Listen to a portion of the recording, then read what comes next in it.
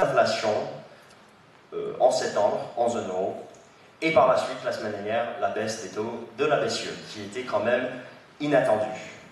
Moi-même, je n'avais pas prévu une baisse des taux de la BCE, mais cela me convient parce que justement, je pense qu'en fait, ce graphique montre clairement que nous avons un risque maintenant baissier sur la paire euro-dollar. Alors aujourd'hui, on monte, on est aux alentours des 1,35, je crois.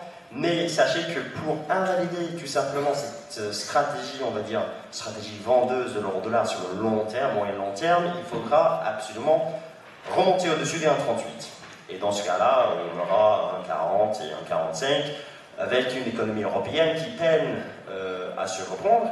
Et donc ce sera quand même une situation très difficile pour l'Europe. Donc à mon sens, vu la baisse des taux de la BCE, vu les anticipations vis-à-vis d'un nouveau LTRO en zone euro de la BCE, en 2014 notamment, l'euro-dollar pourrait partir à la baisse pour aller chercher de nouveau les 1,31, pour aller chercher de nouveau les 1,28, peut-être même si les conditions de marché sont présentes en 2014, peut-être même jusqu'à 1,20, encore une fois.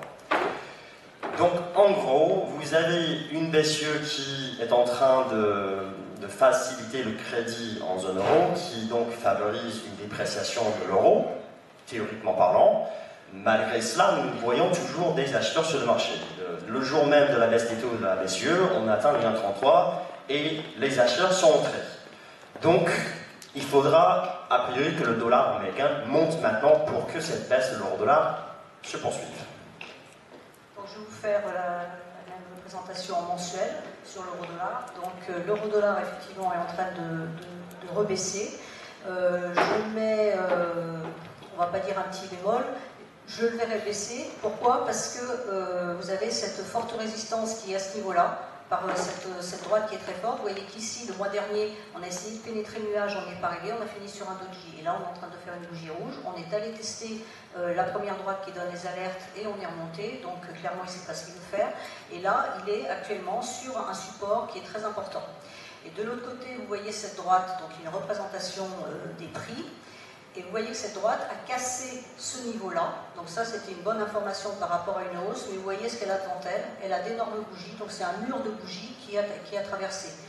À mon sens, il faudrait vraiment un catalyseur énorme pour que cette droite-là arrive à passer et donc les prix arrivent à remonter. Et vraiment un gros catalyseur. S'il n'y a pas de catalyseur vraiment très fort, le dollar doit descendre. Cette droite va rebaisser et elle doit contourner ces bougies-là. Donc on a grosso modo au moins 3 mois de baisse et on irait chercher effectivement des points bas.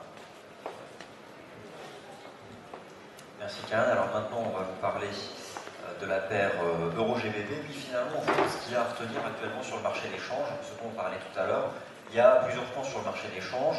Et pour cela, vous savez, il y a des indices dollars. Alors, vous connaissez tous le dollar index, mais n'oubliez jamais que toute devise peut être représentée sous la forme d'un indice. Dès lors qu'on sait la modéliser, c'est une simple formule. On prend une monnaie, et puis on prend des monnaies en face, et on accorde chaque fois un pourcentage pour construire un indice, une certaine pondération. Alors, si on réfléchit actuellement sur le marché d'échange, c'est ce que nous enseignent ces fameux indices de devises, Karen ne contredira pas, il y a deux monnaies actuellement très fortes, c'est le dollar américain, le dollar index. N'oubliez pas aussi la livre sterling, le GBP, livre sterling index, qui lui aussi suit une belle tendance haussière.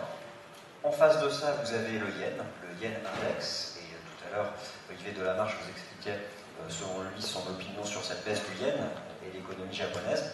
La baisse du yen est une réalité. Et là, on parle bien d'une baisse d'une monnaie de manière générale face à un panier majoritaire de devises.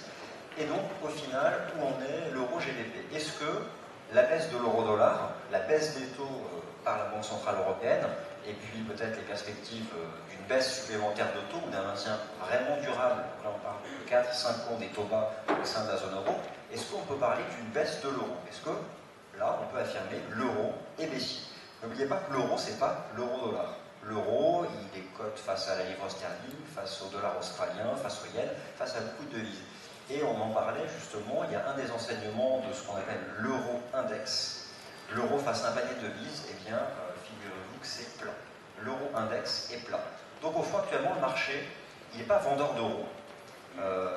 D'ailleurs, il ne pourrait pas passer vendeur agressivement d'euros après être fermement revenu sur les actions européennes, notamment celle du sud de l'Europe, comme il l'a fait depuis le printemps dernier. L'euro actuellement, il est plat, il est neutre.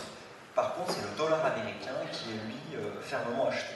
et puis la livre sterling est elle aussi fermement achetée. Donc au final, ça vous donne eh bien, 1 euro GBP, une monnaie euro globalement plate et un GBP globalement fort. Ça vous donne 1 euro GBP qui glisse, qui baissote. Alors il y avait des raisons techniques et Adrien pourra vous en parler mieux.